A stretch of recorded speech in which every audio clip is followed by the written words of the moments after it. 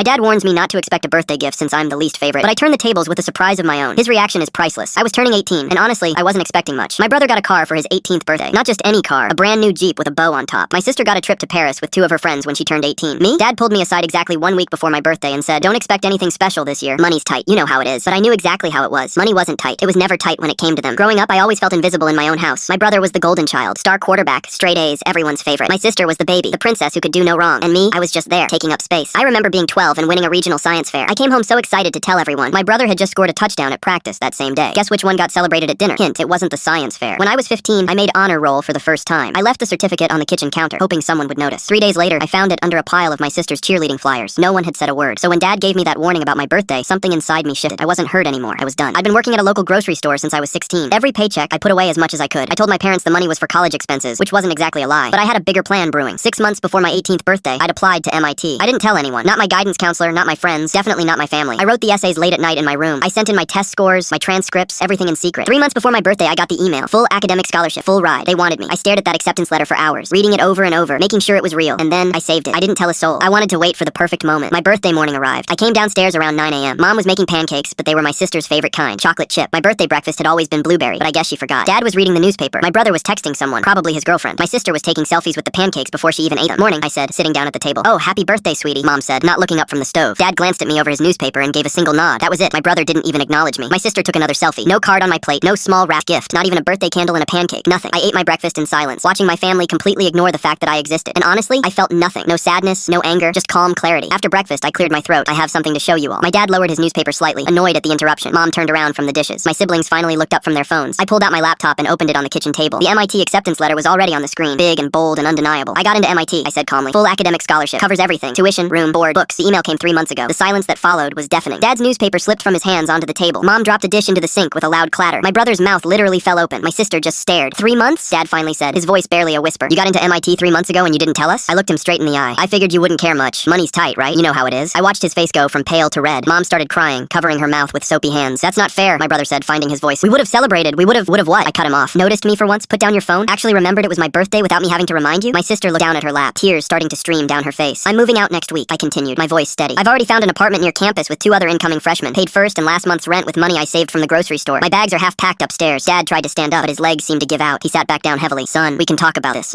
There's nothing to talk about," I said, closing my laptop. "I just wanted you to know that the kid you ignored, the one who wasn't worth a birthday gift, is going to MIT. Thought you should hear it from me before I disappeared." I stood up and walked toward the stairs. Behind me, I heard Mom sobbing openly now. I heard my sister whisper to my brother, "We really messed up. We really messed up." Yeah, they did. As I reached my bedroom door, I heard Dad call out my name. His voice cracked, but I didn't turn around. I had spent 18 years waiting for them to see me. Now I was done waiting.